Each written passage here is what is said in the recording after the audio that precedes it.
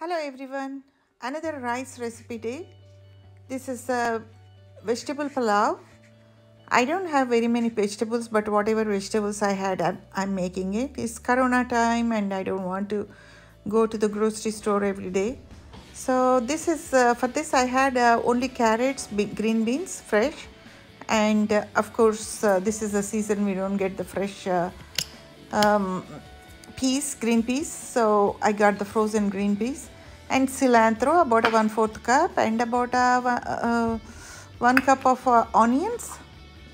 These all these three vegetables I have 1 cup each. You can add potatoes and cauliflower also. And this is black cumin, about a 1/4 teaspoon, and about a half a cup of cashews roasted. This is little and maize, and this is a 1 inch of cinnamon, couple of cloves, and couple of cardamom, and a big cardamom, one big cardamom, and about a couple of bay leaves cut into two pieces, and star anise. This is salt to taste, and about a three green chilies I slit in the middle. And I forgot to show you, this is a oil, like about a 1/4 cup. The pan is heated, so I added the oil in there. I forgot to show you here. I'll show you now the ginger garlic paste. If you don't have ginger garlic paste, don't worry. You can use the ginger powder and garlic powder, about a 1/4 teaspoon or half a teaspoon. It's up to you, like how tasty you want. So once the oil is heated, I'm putting all these spices. I'll put them all in one bowl and dropping all of them in here. Roasted cashews. I have roasted cashews. I didn't use the raw cashews. If you use the raw cashews, after these are fried, you can put them, fry them. Some people don't like leaving it in there, like they take it out and add them at the end again once it is done.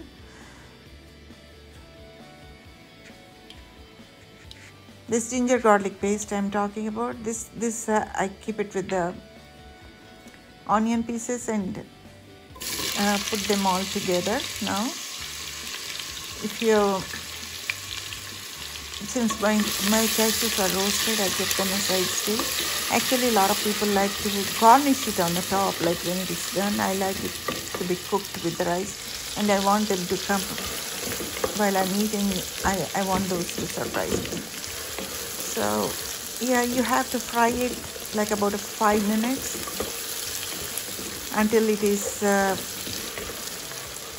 onions are, all the ginger garlic smell is gone and onions are like glassy.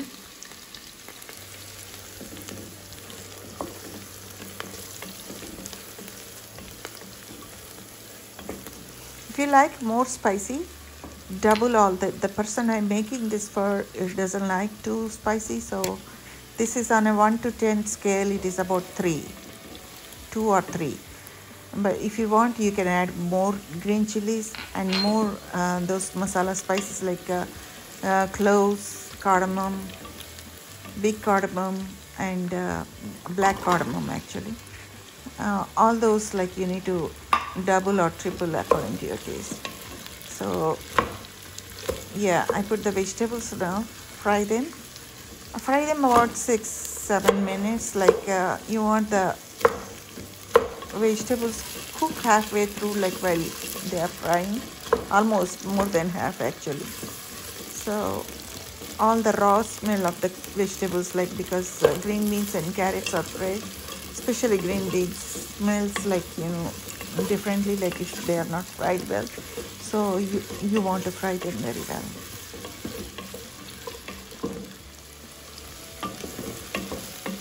And about 6-7 minutes, after 6-7 minutes, make sure they are cooked well, like all the smell is gone.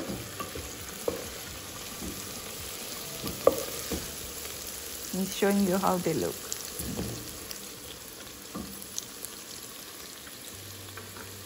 Now you want to add the cilantro. Yeah, this is another thing, cilantro. With cilantro, I want my cilantro to be fried a little bit, not a whole lot, and cook well with the meal, not garnish, just garnish. Even I drop the cashews also. You can use almonds also, like if you like skimmed and cut into the thinly slices and fried in the oil. That tastes good too. A lot of people like in northern Indians actually they put it on the garnish on the top when they take it out into another dish from here. Garnish on the top. So now I added water. Actually, I forgot to show you that I pre-washed the rice 4 cups and kept it in the water right there, and salt now. So whatever the rice I took, like I took 4 cups of rice, so water is for 8 cups, double the amount of rice. And I put the water in here. I also added salt. Now I'm showing you butter. Actually, when instead of oil, you could use the butter, like a clarified butter, the ghee. We usually in original recipe use the ghee, but here I didn't want to use that much ghee, so I used the oil. So now I'm just putting a teaspoon of butter in there to get the good smell and taste. So let the water boil. Now about 4 minutes later, the water is boiling. Now we need to add the rice from the water. I removed, drained all the water from the rice, and there is still some more water, so I'm just carefully taking it out. Add the rice to the water. Always rice, 1 cup rice, 2 cups of water. So you don't want because you cannot wash it and remove water and keep the rice there. It's going to break into pieces, so you have to keep it in the water. But we don't want to use that water again. We already have double the amount of water here. So add all that rice to here, mix well, and cover it and let it. No, you don't cover it right away. Just let it cook for some time. Just watch it. It's cooking. Look at that. It's cooking. You still don't need to cover it yet. We'll see. Yeah, look at that. Most of the water is gone, like it's cooked halfway through. It's not done completely, but it's cooked halfway through. And one more thing, the potatoes are going to be really tasty with these potatoes and cauliflower, if you have it. Cauliflower cut into small pieces. Now I put the cover and lower the flame. Lower the flame to like totally low, like Actually, in the middle of it, next in a few minutes, this whole thing, like once you cover it, lid, it takes about 10 minutes. Right now it's on the big stove. Actually, now here I took it and a couple of minutes later I took it and put it in a smaller stove, because we need the lowest flame we need as possible. Like one of the small stove, I put it like small flame, low flame ones. So it is done. It took about 10 to 12 minutes after I put it on the low flame and cover it. That's it. See, look, it's not sticky. It's not, the grains are not sticking to each other. Also, like, it looks so good. If you could use ghee instead of oil, that would be wonderful. The smell and taste really good. I hope you like my video. Try this and let me know any comments or suggestions.